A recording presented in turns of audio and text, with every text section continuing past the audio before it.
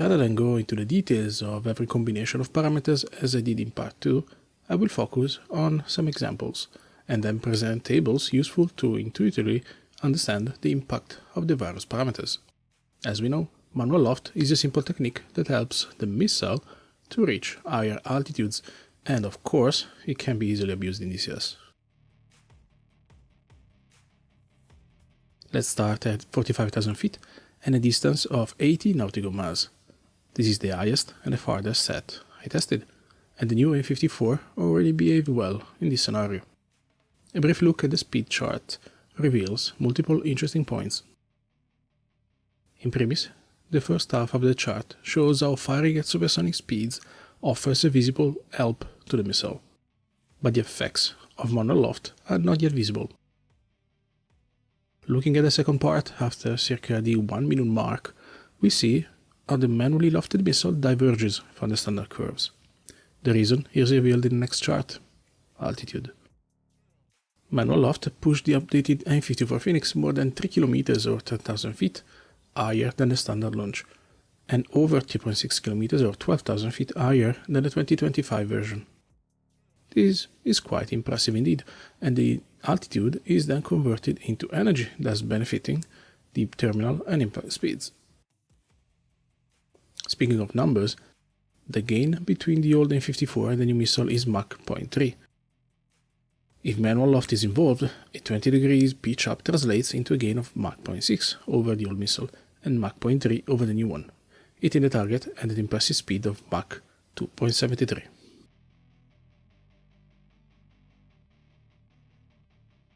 Let's see how the Phoenix behaves at 35,000 feet with the target at 60 nautical miles.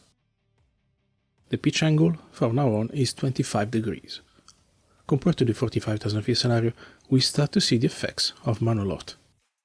Above 13.5 kilometers, in fact, the altitude becomes less of a factor, given the properties of the atmosphere up there. Looking at the speed chart, the curve representing the manual launch at Mach 1.2 is consistently better than any other scenario. So far, nothing particularly surprising.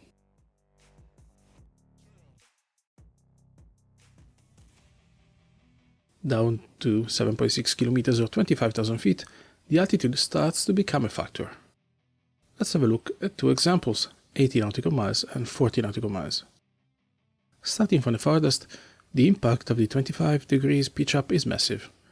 Both the subsonic and the supersonic employment benefit greatly and are the top performers by a meaningful margin.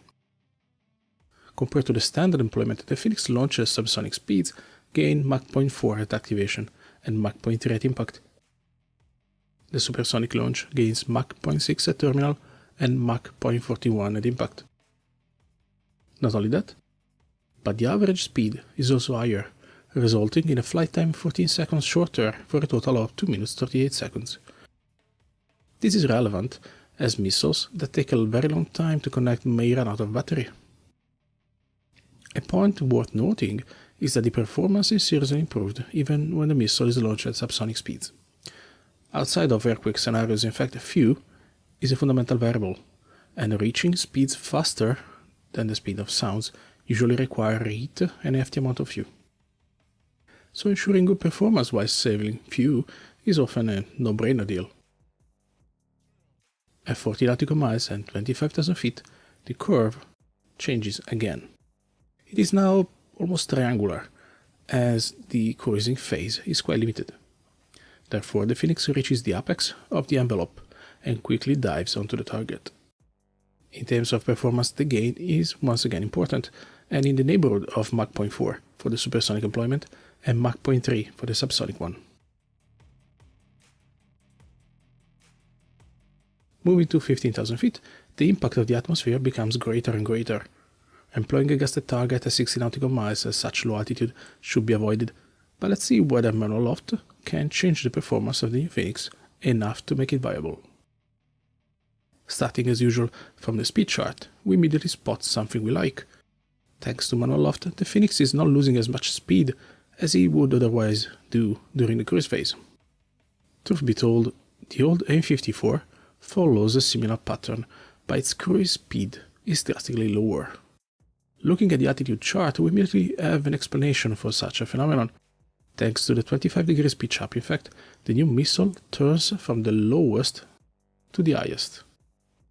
Unfortunately, even the best impact speed is too low to make the Phoenix a real threat, falling short of Mach 1.2, and the terminal speed is Mach 1.8.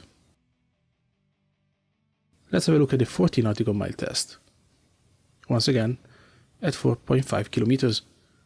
If you're wondering if the Phoenix is now a real threat, the answer is still no, but Loft makes it more manageable. In fact, the top performer, which is the supersonic employment, is flying close to Mach 2 when activated, and it impacts at Mach 0.25. It's not great, but definitely better than arriving subsonic. Once again, the speed charts show the effects of reaching higher altitudes. Opening a brief parenthesis here, if you have noticed, the Phoenix's envelope falls into 3 brackets after the initial climb. At long ranges and high altitudes, a cruising phase is observable where the speed is fairly flat and constant. The speed slightly increases, or is fairly constant again, at the beginning of the dive. This appears to be the most effective envelope. Then, if the Phoenix does not reach the same high altitude or the target is closer, the curve resembles a triangle. The cruise section is either missing, or there is a fairly constant and usually contained loss of energy. Lastly, if the AIM-54 really struggles, the curve appears similar to an exponential function with the exponent smaller than 1. The energy is lost more or less rapidly after the initial peak, resulting in a floppy terminal behavior. So, back to the same test, 40 nautical miles and 15,000 feet. If we focus on the new Phoenix, when launched at Mach 1.2, we see both the second and the third types of behavior just mentioned.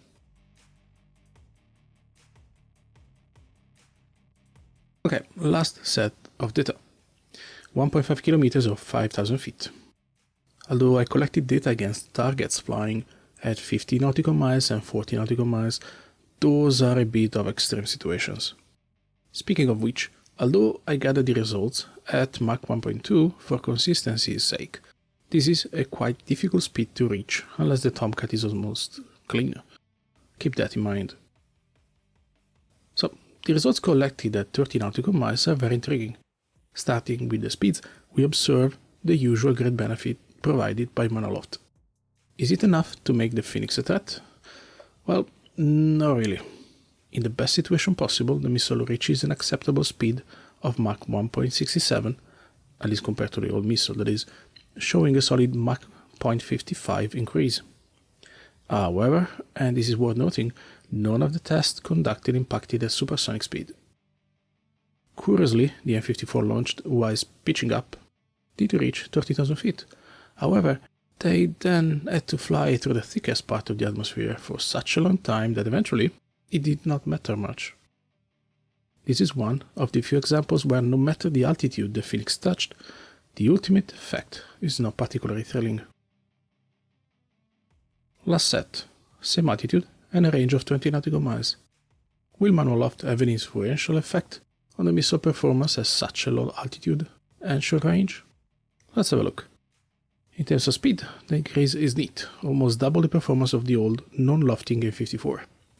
Compared to the new Phoenix launch wings level, the gain is only a minor Mach 0.17, resulting in an impact speed of Mach 1.21 and an activation speed of 2.24.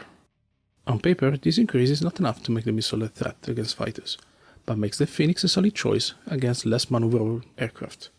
To reiterate, the old AIM-54 impacted at Mach 0.68, the new version at Mach 1.04, which becomes Mach 1.21 when manually lofted. The additional energy becomes exponentially more relevant if the range decreases and sets closer to 7 to 12 nautical miles, which are in the neighborhood of the rocket motor running out of juice, and therefore it is where the Phoenix has maximum energy.